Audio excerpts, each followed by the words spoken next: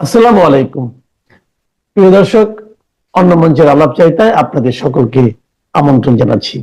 প্রিয় সুধী, যে যেখান থেকে দেখছেন, প্রীতি ও শুভেচ্ছা রইল। আসলে বাংলাদেশ নিয়ে কথা বলতে গেলে আজকাল খুব সমস্যাটা হচ্ছে কোন বিষয়টা নিয়ে কথা বলবেন। একদিকে পত্রিকা জ্বালিয়ে দিচ্ছে, মানুষকে জীবন্ত পুড়িয়ে হত্যা করছে, গ্রামে গঞ্জে মানুষকে নির্বিচারে হত্যা করে রেল লাইনের পাশে অথবা ঝোপঝাড়ে টানিয়ে রাখছে আত্মহত্যা বলে। 7 বছরের শিশু পিতামাতার অনুপস্থিতিতে আগুন লাগিয়ে দিয়ে পুড়িয়ে কঙ্কাল করে ফেলছে। ইত্যাকার ঘটনা একদিকে, অন্যদিকে হচ্ছে আমাদের যে বাংলাদেশটি 30 লক্ষ মানুষের রক্তের বিনিময়ে, অসংখ্য নারীর ইজ্জত, অসংখ্য মুক্তিযোদ্ধার আত্মত্যাগের বিনিময়ে অর্জিত এই দেশটি একটি বিশাল সমস্যার সম্মুখীন। আমাদের যে বৃহৎ প্রতিবেশী রাষ্ট্র 53 বছরে যারা একবারও আমাদের দেশের দিকে কুদৃষ্টি দেয়নি, সেই রাষ্ট্রটির সাথে পায়ে পা দিয়ে একটি যুদ্ধ বাঁধানোর অসনিস চেষ্টা চলছে। আজকে আমি মূলত এই ভারত এবং বাংলাদেশের যে এই সমস্যা, এর সমাধান কি এবং কোথায় যাচ্ছি আমরা, এই বিষয়টা নিয়ে একটু কথা বলতে চাই। আপনারা জানেন যে 1971 সালে যখন আমাদের মহান মুক্তিযুদ্ধ হয়, আমাদের এই সমস্ত মুক্তিযোদ্ধারা গিয়ে ভারতে আশ্রয় নিয়েছিলেন। আপনারা জানেন ভারতের অস্ত্র, ভারতের অর্থ এবং ভারতের ট্রেনিং, তারপরে বাংলাদেশি যুদ্ধ, ভূখণ্ড ভারতের, যুদ্ধ বাংলাদেশি। তারপর প্রায় 8.5 মাস যুদ্ধ চলার পর দেখা গেল যে বাংলাদেশ নামক রাষ্ট্রটিকে আমেরিকা এবং চায়না কুদৃষ্টি দিয়ে এখন অন্যভাবে আমাদের স্বাধীনতার যে তৃষা, আমাদের স্বাধীনতার যে পিপাসা, সেটাকে অন্যভাবে রুদ্ধ করার চেষ্টা করছে। আমেরিকা একটি সত্য নৌবহর পাঠালো। আমেরিকার সত্য নৌবহরটি আরব সাগর পর্যন্ত আসলো। আসার পর জাতিসংঘ রেজুলেশন করার চেষ্টা করলো, একমাত্র রাশিয়া সেটাতে ভেটো দিল। তারপর দেখা গেল এখন যদি আমেরিকার সেনাবাহিনী ভারতের বন্দরে বা বাংলাদেশের বন্দরে এসে যদি ঘাঁটি গাড়ে, আর চায়না এবং আমেরিকার শক্তি নিয়ে যদি এই বাংলাদেশের ভূখণ্ডে পাকিস্তান বাহিনী যুদ্ধ শুরু করে, হত্যাযজ্ঞ শুরু করে, তাহলে বাংলাদেশের পক্ষে এই স্বাধীনতা অর্জন করাটা খুব কঠিন হয়ে যাবে। আপনারা জানেন এই বাংলাদেশ স্ট্র্যাটেজিক্যালি একটা গুরুত্বপূর্ণ জায়গায় অবস্থিত। তখন এই ভারত মহাসাগরে আমেরিকার সত্য নৌবহর আসার আগেই ভারত আমাদের প্রতিবেশী রাষ্ট্র একটা ঝুঁকি নিতে চাইলেন। তো ঝুঁকি নিতে গেলে ভারতের ভূখণ্ড ঝুঁকির মধ্যে পড়ে। তখন তারা রাশিয়ার সাথে একটি মৈত্রী চুক্তি করলেন যে যদি ভারত আক্রান্ত হয়, রাশিয়া তাদের পাশে এসে দাঁড়াবে। এই মৈত্রী চুক্তিটা করার পরে এই 6 ডিসেম্বরে এসে ভারতের বাহিনী সরাসরি বাংলাদেশি সেনাবাহিনীর সাথে পাকিস্তানের বিরুদ্ধে অংশগ্রহণ করে।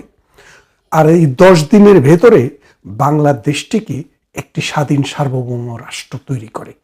তার মানে হচ্ছে মূলত বাংলাদেশের সেনাবাহিনী, বাংলাদেশের মুক্তি বাহিনী, বাংলাদেশের জনগণের আন্দোলনটা করেছিল, কিন্তু শেষ মুহূর্তে যখন আন্তর্জাতিক একটা খেলা এখানে শুরু হয়ে যায়, তখন ভারত এই বাংলাদেশের স্বাধীনতাকে ত্বরান্বিত করার জন্য নিজের সেনাবাহিনী বাংলাদেশে পাঠিয়ে দিয়েছিলেন, দিয়ে যুদ্ধ করে এই দেশটি জয়লাভ করেছিলেন। এখন খেয়াল করে দেখেন বাংলাদেশের এই ভূখণ্ডের প্রতি, এই সুজলা সুফলা শস্য শ্যামলা মাটির প্রতি, এদেশের নদী, এদেশের খাল বিল, গ্রাম গঞ্জের প্রতি যদি ভারতের কোনো লোভ থাকতো, তাহলে 1971 সালের পর ভারত কিন্তু তার সেনাবাহিনী উঠিয়ে নিতেন না। বঙ্গবন্ধু 10 জানুয়ারি 1972 সালে যখন ব্রিটেন হয়ে যখন পাকিস্তানের কারাগার থেকে ফিরে আসেন, তিনি প্রথমে ভারতে এসেছিলেন। ভারতে এসে ইন্দিরা গান্ধীকে বললেন যে 26শে মার্চ আমার স্বাধীনতা দিবস, সেই দিবসের আগে আপনি আপনার সেনাবাহিনী উইথড্র করে নেন।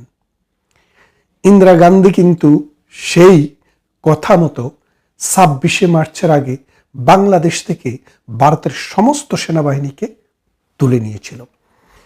তারপরে আসেন বাংলাদেশ। এই 53 বছরে বাংলাদেশের কোনো একটি গ্রাম, কোনো একটি পাড়া, এক খণ্ড ভূমি ভারত কখনো দখল করে নিয়েছে এরকম কোনো নজির ইতিহাসে আমরা কখনো শুনিনি। আপনারা দেখেন, বাংলাদেশের সাথে ভারতের ইন্দিরা এবং মুজিব একটা চুক্তি হয়েছিল। বেরুবাড়ি, আঙ্গরপোতা, দহগ্রাম, ছিটমহল যে আছে, এই ছিটমহলগুলার বিনিময় করার জন্য, অর্থাৎ ছিটমহলের মানুষের রাজনৈতিক আইডেন্টিটি, পলিটিক্যাল আইডেন্টিটি দেওয়া এবং ছিটমহল সমস্যার সমাধান করার জন্য। কিন্তু ভারতের পার্লামেন্ট সেটির রেকটিফাই হয়নি বঙ্গবন্ধু হত্যার পর। তারপরে মোদী সরকার 2021 বা 22-এ এসে সেটিকে পাশ করিয়ে দিলেন।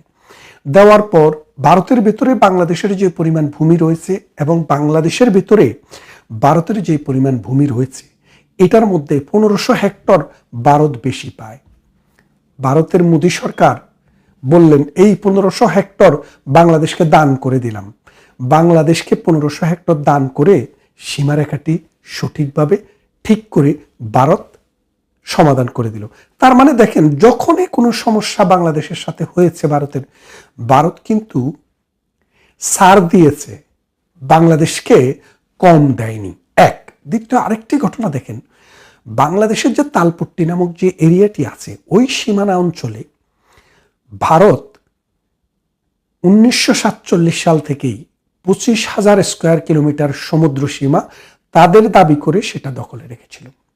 এই মোদী সরকারের সময়ে 2016 সালে প্রধানমন্ত্রী শেখ হাসিনা মোদী সরকারকে বললেন, দেখেন এটা নিয়ে দুই দেশের মধ্যে একটা মনোযাতনা আছে, একটা কাজ করেন, আমরা থার্ড কান্ট্রিতে একটা আরবিট্রেশন করি। আরবিট্রেটররা যদি বলে আপনারা নিয়ে যান, আর যদি বলে যে না এটা বাংলাদেশের ভূখণ্ডে পড়বে, তাহলে আপনারা ছাড়ে দিবেন। তখন মোদী কিন্তু রাজি হলেন। তারপরে আপনারা জানেন, জার্মানিতে এবং নেদারল্যান্ডে দুইটা জায়গায়, একটা বার্মার সাথে আর একটা ইন্ডিয়ার সাথে, আমাদের একটা আরবিট্রেশন হলো। সেই আরবিট্রেশনে আরবিট্রেটররা ঘোষণা দিলেন যে 20,500 কিলোমিটার বাংলাদেশ পাবে আর 4,500 কিলোমিটার ভারত পাবে। ভারত সেটা মেনে নিছে। মেনে নিয়ে এই 75 বছর দখলে থাকা সমুদ্র সীমাটি বাংলাদেশকে বুঝিয়ে দিয়েছে। তাহলে আপনারা বোঝেন, ভারত একটি বড় রাষ্ট্র, শুধু অর্থনৈতিকভাবে বড় তা না, সামাজিক, রাজনৈতিক এবং আন্তর্জাতিক যে গুরুত্ব, এই গুরুত্বের দিক থেকে ভারতের সাথে আমাদের যায় না। কিন্তু তারপরেও ভারত আমাদেরকে সহানুভূতি দেখিয়েছে। আমাদের দেশ, আমরা বলি নদীমাতৃক দেশ, নদী যার মাতা। বাংলাদেশের মা হচ্ছে নদী, আর নদীর মা হচ্ছে ভারত।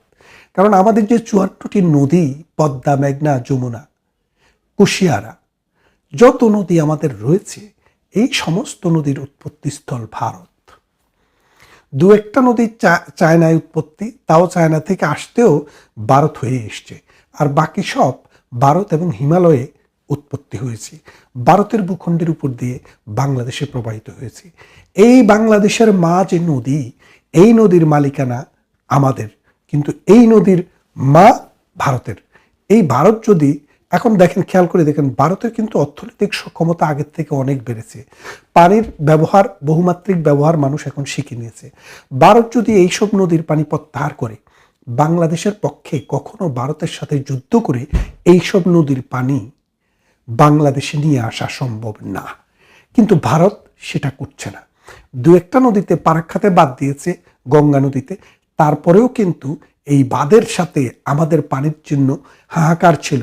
আমরা অনেককে লং মার্চ করতে দেখেছি, কিন্তু প্রধানমন্ত্রী শেখ হাসিনা লং মার্চ করেনি। বন্ধুত্বের নিদর্শন দেখিয়ে ভারতের সাথে বসে 98 সালে একটি পানি চুক্তি করেছিল, যেই পানি চুক্তিটি শেষ হয়ে যাবে আগামী বছরের সেপ্টেম্বর মাসে, 2024-এর সেপ্টেম্বরে। তাহলে আপনারা বোঝেন যে এই 26শে সেপ্টেম্বরে ভারত যদি এই গঙ্গার পানি চুক্তিটি নবায়ন না করে, তাহলে বাংলাদেশের হার্ডিন স্প্রিংসের নিচ দিয়ে যে আগে এই ট্রাক চলতো, সেই ট্রাক আবার চলতে শুরু করবে। খাদ্য উৎপাদন বিশাল ঘাটতি হবে, রবি শস্য উৎপাদনে বিশাল ঘাটতি হবে। বাংলাদেশ যে খাদ্যে স্বয়ংসম্পূর্ণ সফলতা অর্জন করেছিল সেটা আবার ধূলিসাৎ হয়ে যাবে। তার মানে ভারত আমাদের চারপাশে অবস্থিত একটি দেশ। এই দেশের তিন পাশে এই দেশের সহযোগিতা ছাড়া এই বাংলাদেশকে 18 কোটি মানুষ নিয়ে তার এই সুজলা সুফলা ভূমির উর্বরতা ধরে রাখা কোনোভাবেই সম্ভব না। এখন বাংলাদেশের যারা ভারতের বিরুদ্ধে জিহাদ করছে, ওই শাহওয়াহাদিদের মতো যারা গলা চিল্লাচ্ছে, তারা আসলে কারা? ওরা হচ্ছে 1971 সালে যারা পরাজিত হয়েছে তাদের বংশধর। অর্থাৎ ওরা বাংলাদেশ চায়নি, বাংলাদেশের স্বাধীনতাও চায়নি। 47-এ তারা পাকিস্তান চায়নি, আর 71-এ বাংলাদেশ চায়নি। তারা আবার ভারতে ফিরে যেতে চায়, কারণ গাজওয়াতুল হিন্দ নামে তারা একটা জঙ্গি সংগঠন করে সমগ্র ভারতবর্ষে মানুষের জীবনকে দুর্বিষহ করে তুলতে চায়। তাই তারা এই ভারতের সাথে পায়ে পা দিয়ে এই যুদ্ধ শুরু করেছে। তারা শুধু ভারতের সাথে যুদ্ধ শুরু করেছে তা না, আপনারা দেখেন তারা শুরু করেছে হিন্দু নিধন। হিন্দু মানুষ হলে তাকে পুড়িয়ে হত্যা করা। এই যে হিন্দুকে পুড়িয়ে হত্যা করা হলো, দীপু দাসকে, তার বিদায়ী আত্মার মাগফিরাত কামনা করি, তাকে এইভাবে মরতে হলো এই স্বাধীন বাংলাদেশে কোন যুক্তিতে? কেন? সে তো কিছুই বলে নাই। এই শাহওয়াহাদি যেভাবে এখানে সেখানে দুর্ব্যবহার করেছে, রাজনৈতিকভাবে সামাজিকভাবে এটা সমাজের একটা প্রজন্মকে নষ্ট করে দিয়েছে, এই নষ্ট হাদির মতো এই কিন্তু কিছুই কখনো বলে নাই, তারপরেও তাকে হত্যা করা হয়েছে। এখন এই দুই দেশের মধ্যে যে উত্তেজনা তৈরি হয়েছে, ভারত ধরে নিয়েছে, ভারত বুঝতে পেরেছে যে পাকিস্তানের বাহিনী বাংলাদেশে ঢুকে গেছে। কার সহযোগিতায়? এই জামায়াতে ইসলামের সহযোগিতায়, এই উগ্র মৌলবাদীদের সহযোগিতায় এই জামায়াতে ইসলামী বাংলাদেশে অলরেডি পাকিস্তানের ক্যাম্প শুরু করে দিয়েছে এবং এটা দিয়ে ভারতের সাথে যুদ্ধ করতে চায়। এই যুদ্ধ করতে গেলে ভারতের বর্তমান যে অবস্থা, বাংলাদেশের যে চারপাশ, আসামে, ত্রিপুরায় এবং শিলিগুড়িতে আপনি যা দেখেন, সেখানে ভারত বিশাল সৈন্য সমাবেশ করেছে। ভারত যদি সিদ্ধান্ত নেয় যে তারা সীমানাকে সোজা করে ফেলবে, তাহলে আপনাদের লালমনিরহাট, কুড়িগ্রাম, গ্রেটার রংপুর, দিনাজপুর, কুমিল্লা, চিটাগং, নোয়াখালী ভারত কিন্তু সোজা করে নিয়ে নেবে। আর এটা যদি চলে যায়, বাংলাদেশের 1/3 ভূমি এবং সিলেট সহ 1/3 ভূমি বা 2/3 ভূমি অথবা 1/3 কমের দিকে চলে যাবে ভারতের পেটের ভিতরে। আপনি যুদ্ধ করবেন? যুদ্ধ করেন। ভারতের সাথে যুদ্ধ করার মতো কোনো সামর্থ্য বাংলাদেশের নেই এবং থাকার কথাও না। কারণ হচ্ছে দেখেন, ভারত হচ্ছে 150 কোটি মানুষের দেশ।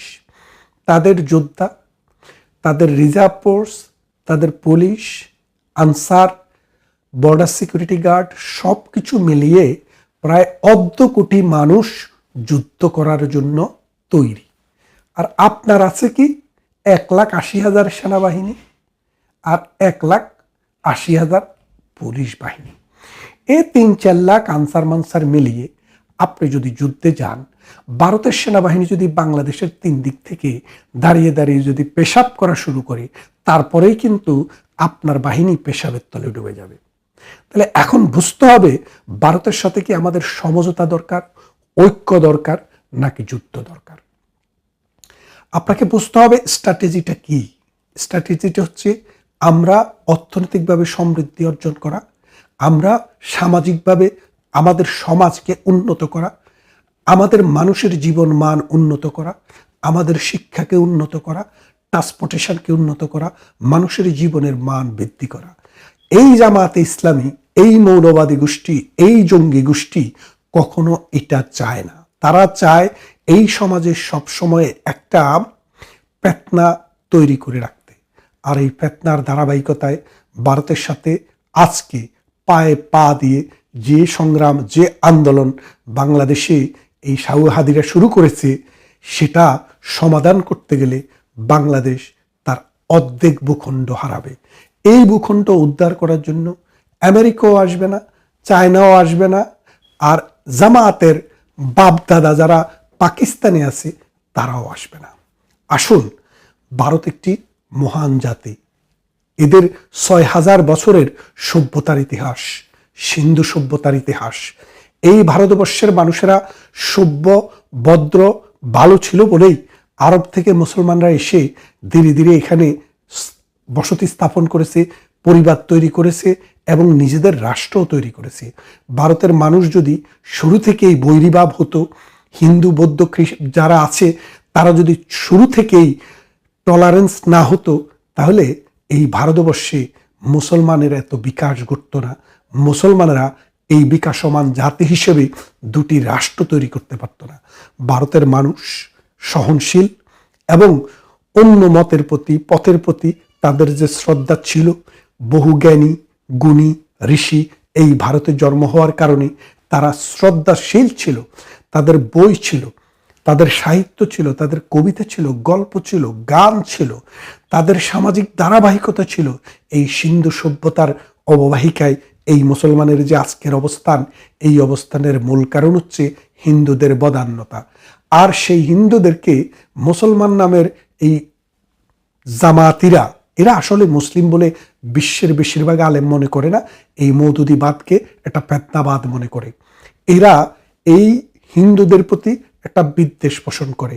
এই বিদ্বেষ পোষণের কারণে এই দুইটা জাতির মধ্যে নানানভাবে সংগ্রাম লেগে আছে। পাকিস্তান এবং ভারতের যুদ্ধ চিরদিনের। মূল সমস্যা একটাই, ধর্ম। হিন্দুদের ধর্মকে মুসলমানরা ঘৃণা করে, মুসলমানদের ধর্মকে কিন্তু হিন্দুরা ঘৃণা করেনি।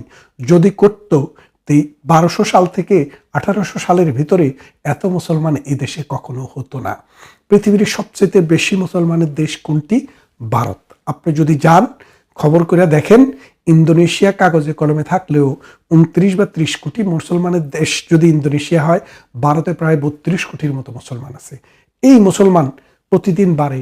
কই, ভারত থেকে তো মুসলমান বাংলাদেশে আসে না, বাংলাদেশ থেকে হিন্দুদেরকে যেতে হয়। কারণ বাংলাদেশে হিন্দুদেরকে দলমত নির্বিশেষে নানান জায়গা থেকে প্রেশার ক্রিয়েট করা হয়। যেই প্রেশারের কারণে থাকতে না পেরে অনেকে বাপদাদার বিটা ছেড়ে ভারতে গিয়ে আশ্রয় নেয়। আর ভারতে যে 32 কোটি মুসলমান, এদেরকে কিন্তু বাংলাদেশে আসতে হয় না। বিহারে যান অসংখ্য মুসলমান, আসামে যান অসংখ্য মুসলমান, কলকাতা যান অসংখ্য মুসলমান, হায়দ্রাবাদে যান অসংখ্য মুসলমান।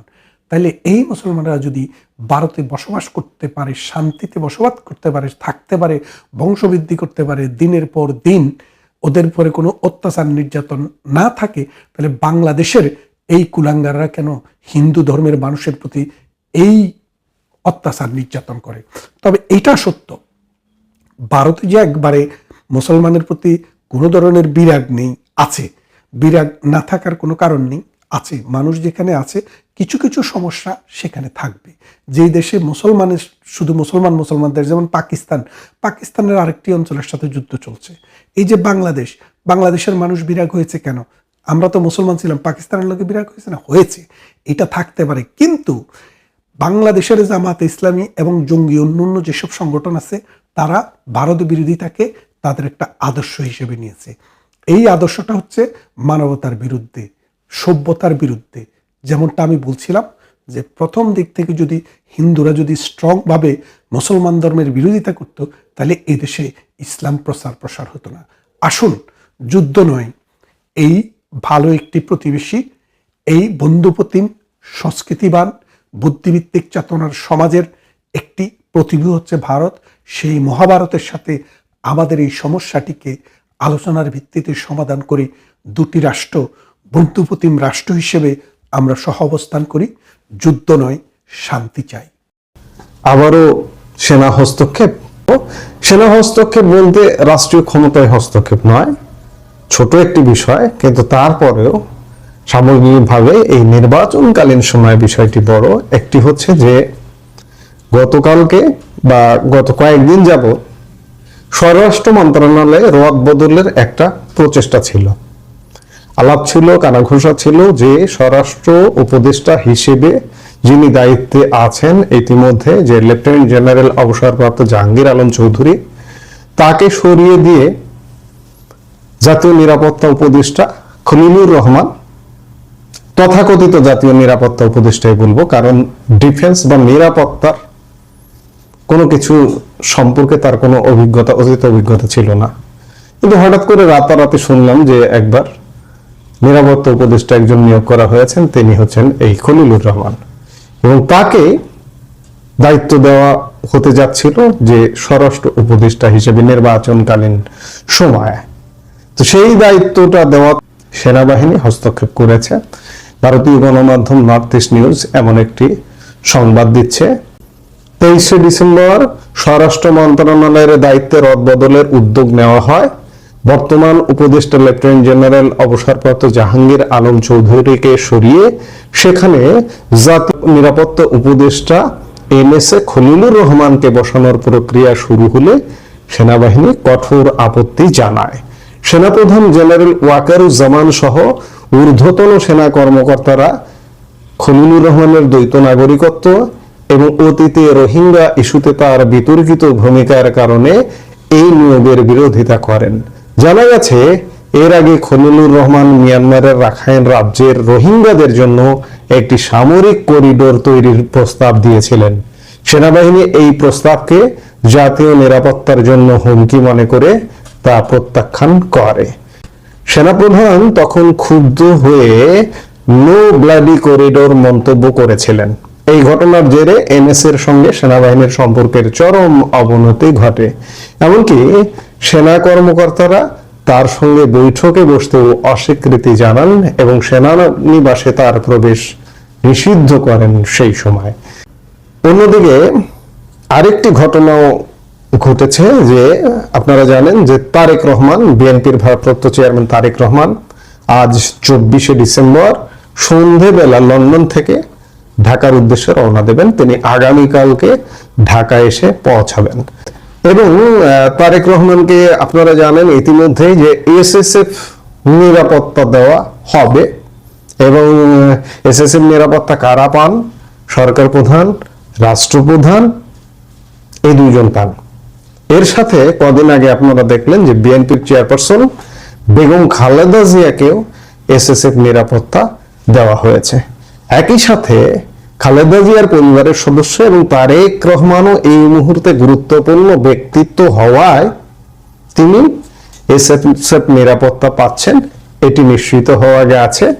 রাজনৈতিক বিশ্লেষকদের মতে তারেক রহমানকে রাষ্ট্রীয় সর্বোচ্চ নিরাপত্তা প্রদান ও প্রশাসনের গুরুত্বপূর্ণ নিয়োগে সেনাবাহিনীর এই প্রত্যক্ষ হস্তক্ষেপ অন্তর্বর্তীকালীন সরকারের সময় ক্ষমতার ভারসাম্য ও সামরিক বাহিনীর সতর্ক অবস্থানের বিষয়টি স্পষ্ট করে তুলেছে। অর্থাৎ সেনাবাহিনী আবারও একটু ঝাঁকি দিয়ে উঠল। এই ঝাঁকিটা কেমন? একজনের নিয়োগ হলো না এবং SSF এর নিরাপত্তা পাচ্ছেন। SSF এর সদস্য কারা? সেনাবাহিনী। এই SSF এর নিরাপত্তা পাচ্ছেন বিএনপি চেয়ারপারসন এবং ভারপ্রাপ্ত চেয়ারম্যান। অর্থাৎ তারা আগামীতে সরকার প্রধান, রাষ্ট্রপ্রধান হতে যাচ্ছেন। অবস্থা, বর্তমান দেশের অবস্থা যদি বিশ্লেষণ করেন তাহলে এটি দাঁড়ায় যে নির্বাচনের আগেই তারা SSF সুবিধা পাচ্ছেন। এটি শেষ পর্যন্ত কি হবে? ওদিকেই যাচ্ছে, সোজা কথা ওদিকেই যাচ্ছে। শেষ পর্যন্ত কি হবে সেটা কতদিনের জন্য হবে? 15 দিনের জন্য হবে? 15 দিনের জন্য প্রধানমন্ত্রী হবেন নাকি 15 বছরের জন্য হবেন? সময় আসলে বলে দেবে। আমরা নিশ্চয়ই সময়ের সাক্ষী হিসেবে আপনি, আমি প্রত্যেকেই এগুলো দেখব। এই মুহূর্তে এ পর্যন্ত। সবাই ভালো থাকুন, সুস্থ থাকুন।